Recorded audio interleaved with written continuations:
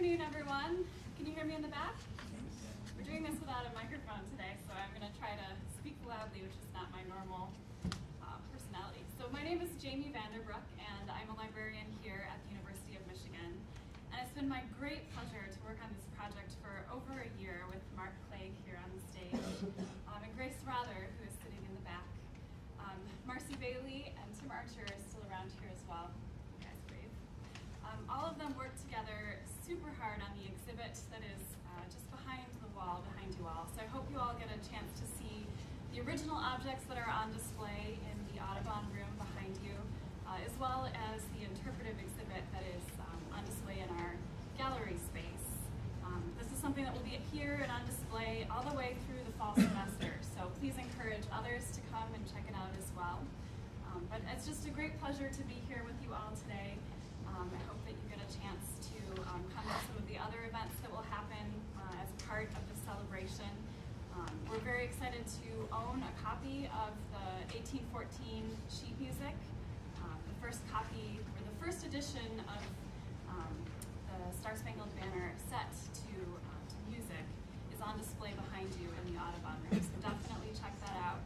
And then behind you all there's a poster with kind of a greenish-blue top that illustrates everything else that will be happening as part of this 200-year celebration happening here in the gallery space. So we're so pleased to have you all here today. And finally, I just want to make sure that you all know that after this, there are cupcakes on the diag where we will sing happy birthday to the actual Star-Spangled Banner. The ROTC is quietly lining up right now, so they'll be ready for us when we get out there. So thank you all so much for being here today.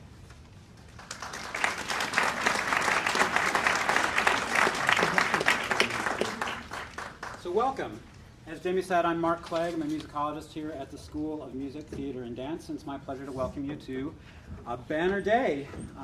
Today is September 14th, 2014, and it's 200 years to the day since the dawn's early light that struck Francis Scott Key and revealed the garrison flag flying over Fort McHenry and inspired his lyrics that we today sing as the Star-Spangled Banner. So today's recital is going to not only celebrate the song, but really tell the story of how we got from Francis Scott Key's song, which was just one of many, many tunes in 1814, many, many attempts to write a poet's vision of the nation's history into lyric and sing it to a popular, well-known melody. But it happens to be one that, through quirks of history and its rather fortuitous marriage with a certain flag symbol we all know and love, that has survived to this day to have a very prominent role in our lives. And so I want to talk not only about how we get from 1814 and Francis Scott Key in the Chesapeake Bay to today, but talk about the different meanings that the song has had. Because I think one thing that's fascinating about the song is the history that's sort of beyond the first lyric, the first verse that we sing pretty much at every football game, as we did at the Big House yesterday, if you were there. But there's a much more complicated story that goes to, say, verses 2, 3, and 4, which we don't really know that much about, but even to verses 5, 6, 7, and actually into the hundreds of lyrics that have been sung to this tune in American history.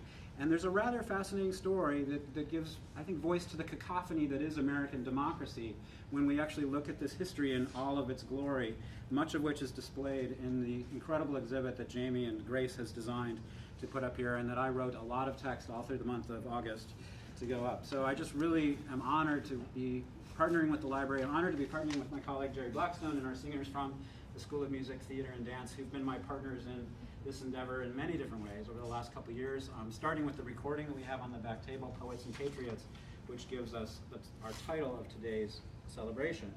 So we're going to start off here with two songs. One, we just heard To an Anacreon in Heaven, or the Anacreontic Song, which is, as you probably recognized, the tune that gives us the melody that Francis Scott Key had in his mind's ear as he sat aboard his own American ship, not a British ship, his own American cruise ship in Chesapeake Bay, under guard, however, from the British, so that he couldn't reveal any of their attack plans, which he may have heard while negotiating the release of Dr. William Beans, which he did successfully, but he had to actually stay on this boat for about 3 days. So when you put a poet on a boat for 3 days and watch him, let him watch a historic moment in American history, a lyric is sure to follow, and that is indeed the story that we're telling today. This tune it's really, actually, it took almost 200 years to figure out who wrote this melody. It was considered a folk song. It's considered possibly by a organist named Samuel Arnold. But it turns out to be by a guy named John Stafford Smith, who was a harpsichordist who played for the Anacreontic Society. The society has a somewhat checkered reputation as a sort of bawdy drinking club. And if bawdy drinking clubs always start with a 2-hour symphony concert, I guess they're guilty as charged.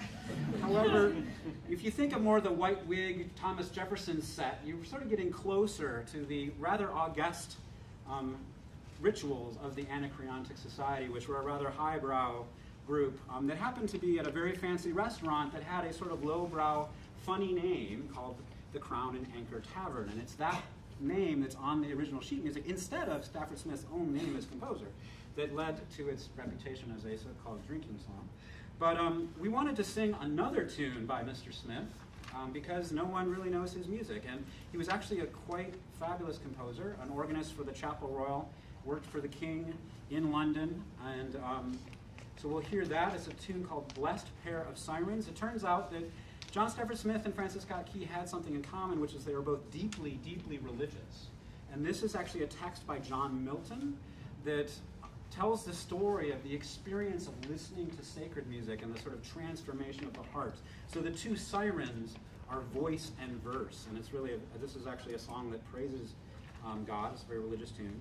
And then that'll be followed by a tune called Freedom Triumphant, which is the very first publication of the anacreontic melody in the United States, which I discovered in the archive at the Library of Congress in these envelopes that people hadn't looked at in a while, because it's often said that the tune was not published until really around 1800, but in fact it was published as early as 1793 in this tune that's actually in favor of the French Revolution.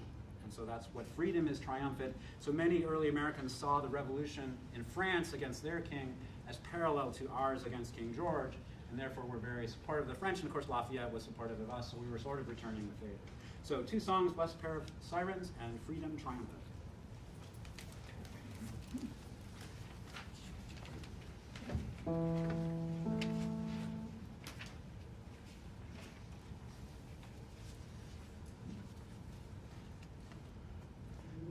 Blest pair of sirens,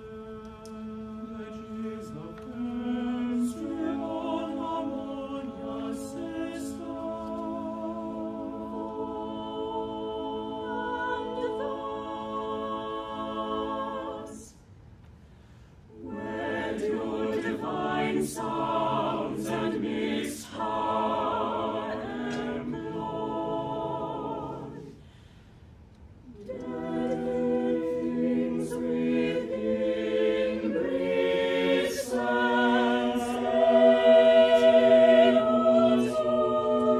bliss, and to a highest fantasy present birth of disturbance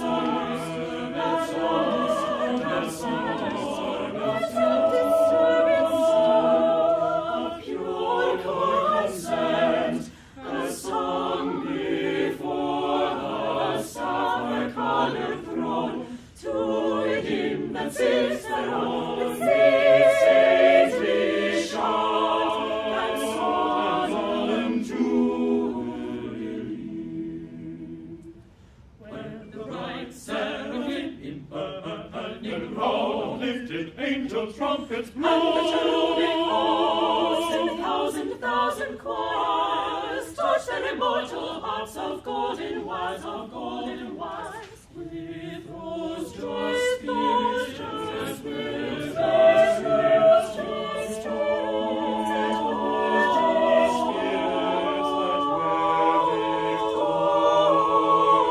victorious songs, hymns divine and holy songs sing,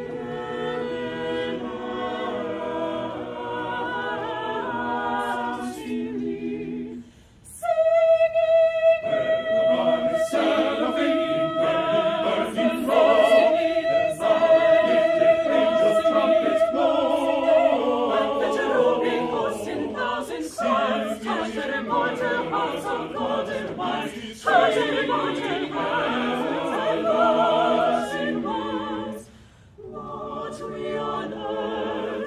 one discordant voice, melodically answer that melodious noise, as once we did to disproportion sing.